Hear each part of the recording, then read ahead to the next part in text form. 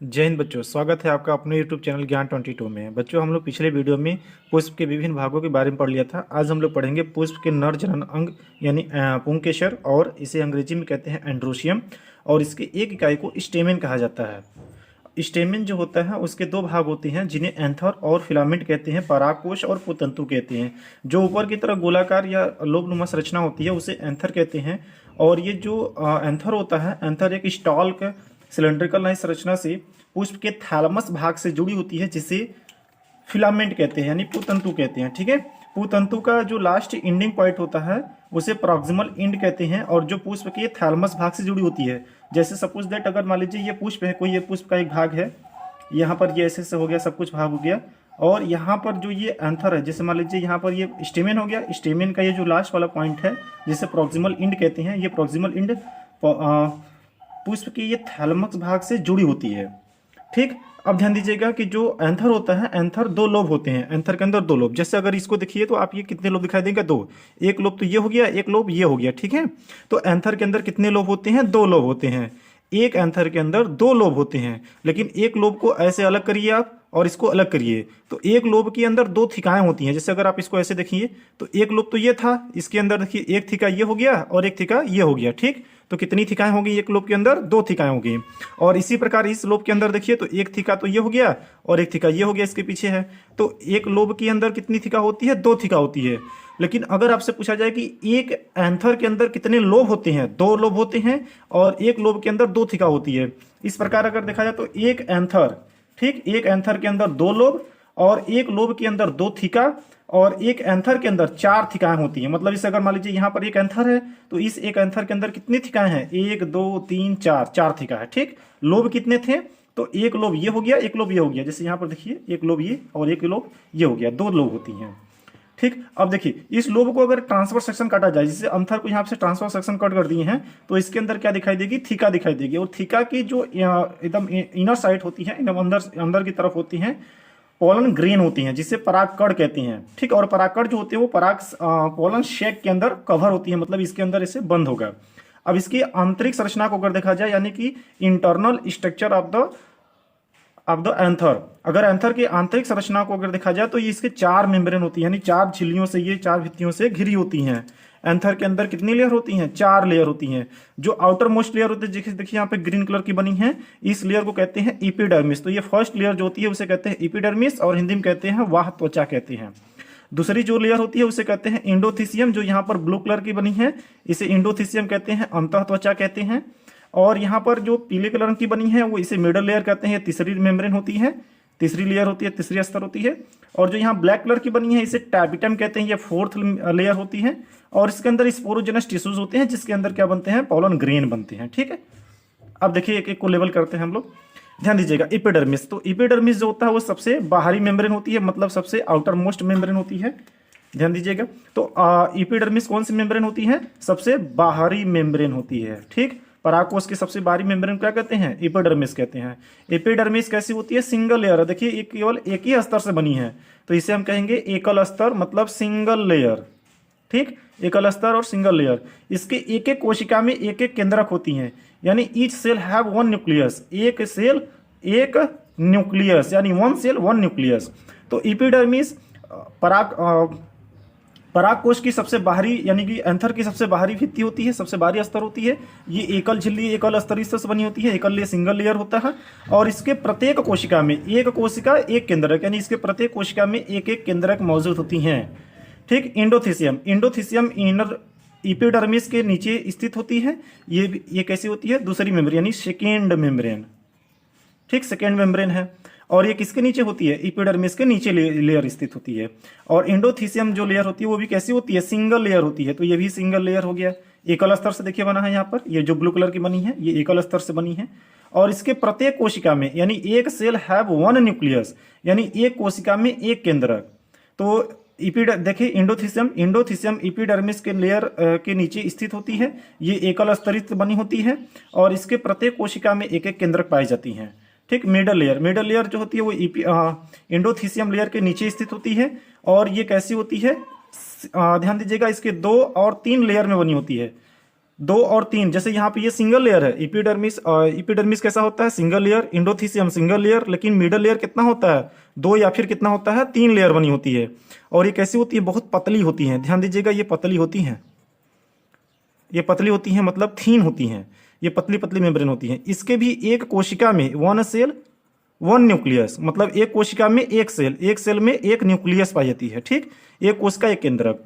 तो मध्यभित्ति इंडोथीसियम लेयर के नीचे स्थित होती है। ये पतली लेयर होती हैं और ये 2 या 3 लेयर से बनी होती हैं। इनर में मिडल लेयर के नीचे बड़े बड़े कोशिकाओं के आकार की संरचनाएं दिखाई देती हैं, जिन्हें टैपिटम कहते हैं। टैपिटम, ध्यान दीजिएगा, टैपिटम जो होता है इन सभी कोशिकाओं में, यानी इपिडर्मिस, इंडोथीसियम, मिडल लेयर, इन तीनों कोशिकाओं की तुलना करें तो ये जो टैपिटम होता है इनकी कोशिकाएं लार्ज होती हैं, मतलब बड़ी आकार की होती हैं। ठीक, और इनकी कोशिकाओं में जो केंद्रक होती है, यानी एक कोशिका के अंदर ढेर सारे न्यूक्लियस होते हैं, इसीलिए इसे मल्टी न्यूक्लिएटेड कहते हैं, मतलब बहुकेंद्रकीय। सब में एक कोशिका एक केंद्रक था इपिडर्मिस, इंडोथीसियम, मिडल लेयर में, लेकिन जो टैपिटम होता है इसके अंदर केंद्रक की संख्या एक कोशिका के अंदर 2, 2, 4, 6, 8, 10, मतलब ढेर सारा होता है, इसीलिए इसे मल्टी न्यूक्लिएटेड यानी बहुकेंद्रकीय कहते हैं। और टैपिटम के अंदर पोषक पदार्थ भरे होते हैं, जो ये इसके अंदर परागकण जब बनता है तो यही टैपिटम इसको न्यूट्रिशन प्रोवाइड करती है, मतलब पोषक पदार्थ प्रदान करती है, जिससे परागकण जो होता है परिपक्व परागकण में परिवर्तित हो जाती है।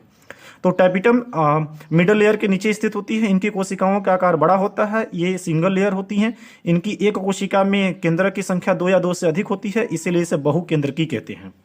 ठीक, ध्यान दीजिएगा, टैपिटम के नीचे कौन सी कोशिकाएं होती हैं? स्पोरोजिनस टिश्यूज होती हैं। देखिए यहाँ पर लिखा है स्पोरोजिनस टिश्यू, यहाँ पे देखिए टैपिटम की कोशिकाएं हो गई, और टैपिटम कोशिका के अंदर कौन सी कोशिकाएं होती हैं? Sporogenous tissue. अब एक स्पोरोजिनस टिश्यू जैसे मान लीजिए यहाँ पर है, तो इसको हमने बाहर निकाल दिया है। तो स्पोरोजिनस टिश्यू कैसी होती है? डिप्लॉयड सेल्स होती हैं, मतलब 2n कोशिकाएं होती हैं। स्पोरोजिनस टिश्यू जो होता है वो किसकी तरह काम करता है? एक्ट एज अ MMC, मतलब माइक्रो मदर सेल, या इसको आप लोग एक और कर सकते हैं PMC, यानी पॉलन मदर शेल, यानी पॉलन ग्रेन को बनाने वाली मातृ कोशिकाएं। अब जो ये होती हैं वृद्धि विकास करके आकार में बड़ी हो जाती हैं, ये 2n कोशिकाएं हैं। और जब ये विभाजन करती हैं, कौन सी विभाजन करेंगी? मियोसिस। मियोसिस मतलब अर्धसूत्री विभाजन। ठीक, तो ध्यान दीजिएगा कि अर्धसूत्री विभाजन कर रहा है, तो एक कोशिका से कितनी कोशिकाएं बनती हैं? 4 कोशिकाएं बनती हैं, 1, 2 और 3, 4। ठीक, 4 कोशिकाएं। और इनमें गुणसूत्रों की जो संख्या होती है वो कितनी होती है? आधी, क्योंकि अर्धसूत्री विभाजन हो रहा है तो गुणसूत्रों की संख्या भी कितना हो जाएगा? आधा हो जाएगा। ठीक, अब ये जो पॉलन ग्रेन बन गया है, ये माइक्रोस्पोर जो बना है, माइक्रोस्कोप को जब ये टैपिटम न्यूट्रिशन प्रोवाइड करेंगे, यहाँ न्यूट्रिशन देगा, इसको पोषक पदार्थ देगा, तो ये क्या करेगा? बढ़ जाएगा, वृद्धि विकास करेगी। वृद्धि विकास करेगी तो ये परिपक्व पॉलन ग्रेन में, यानी परिपक्व परागकण में विकसित हो जाएगी। परिपक्व परागकण जब विकसित होती है तो इसके 2 लेयर बनते हैं, एक कंटिन्यूअस लेयर होता है, एक डिसकंटिन्यूअस लेयर होती है। इसे आप कह सकते हैं पॉलन ग्रेन। ठीक, पॉलन ग्रेन यानी परागकण। अब ये जो लेयर होगी इसे कहेंगे एक्साइन और इसे कहेंगे इंटाइन। तो ये परिपक्व परागकण निर्मित होती है। अब देखिए एक बार देख लेते हैं, जो संरचना आपको इसके अंदर दिख रहा है यहाँ पर, यही सेम संरचना यहाँ पर भी होती है, यहाँ पर भी होती है, यहाँ पर भी होती है। ठीक है, तो देखिए एक बार रिवाइज कर लेते हैं। एंड्रोशियम पुष्प का नर जननांग भाग कहलाता है। एंड्रोशियम के एक इकाई को स्टेमेन कहते हैं। स्टेमेन के 2 भाग होते हैं, जिन्हें एंथर और फिलामेंट कहते हैं। एंथर के अंदर 2 लोब पाई जाती हैं, एक लोब के अंदर 2 थिकाएं होती हैं, अर्थात एक एंथर के अंदर कुल कितनी थिकाएं होती हैं? 4 थिकाएं होती हैं। ठीक, लोब पूछेगा तो आप बताएंगे 2, और थिका पूछेगा तो कितना बताएंगे? 4। 1, 2, 3, 4 थिकाएं होती हैं। और जो एंथर होता है वो एक स्टार लाइक संरचना से जुड़ी होती है, लंबवत सिलिंड्रिकल संरचना होती है। इसके सहायता से ये पुष्प के थैलमस भाग से जुड़ी होती है। ठीक है, पुष्प का थैलमस भाग अगर आप जानना चाहें तो देखिए हम पिछली वीडियो में आपको बताए थे। यहाँ ध्यान दीजिएगा, जैसे ये एंथर हो गया, अब इस एंथर का ये कौन सी भाग है? फिलामेंट है। तो पुष्प का ये फिलामेंट, ये जो थैलमस, यहाँ पे थैलमस है, तो इसी थैलमस भाग से इस एंथर को कौन जोड़ने में सहायता करती है? यही फिलामेंट। ठीक है, अब देखिए यहाँ पर, तो इसके टीएस सेक्शन को यहाँ पे हम लोग इसको क्या करते हैं? इसको टीएस ट्रांसफर सेक्शन इसको कट कर दिए, तो इसको देख रहे हैं इसको माइक्रोस्कोप में, तो कुछ इस प्रकार की संरचना दिख रही है, जिसके अंदर 4 थिकाएं दिख रही हैं, 1, 2, 3, 4 थिका दिख रहा है। अब इसको इंटरनल संरचना इसको देखा गया कितनी आवरण से ये कितनी झिल्लियों से बनी होती है। तो देखिए ये 4 झिल्लियों से, 4 लेयर से ये कवर होती हैं। पहला जो मेम्ब्रेन होता है उसे कहते हैं एपिडर्मिस, सेकंड जो होता है इंडोथीसियम, थर्ड होता है मिडल मेम्ब्रेन या मिडल लेयर कहते हैं, और फोर्थ जो होता है उसे कहते हैं टैपिटम। एपिडर्मिस सबसे आउटर मोस्ट मेम्ब्रेन होती है, सबसे बाहरी झिल्ली होती है। ये एकल स्तरित होती है, सिंगल लेयर से बनी होती है, और इसके प्रत्येक कोशिका में एक एक केंद्रक पाई जाती हैं।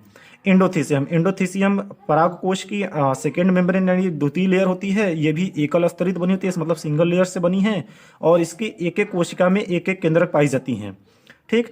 मिडल लेयर, मिडल लेयर तीसरी लेयर होती है, और ध्यान दीजिएगा मिडल लेयर जो होती है वो संख्या में 1 या 2 या 3 होती हैं और पतली होती हैं। इनके भी प्रत्येक कोशिका में एक एक केंद्रक पाई जाती हैं। ठीक।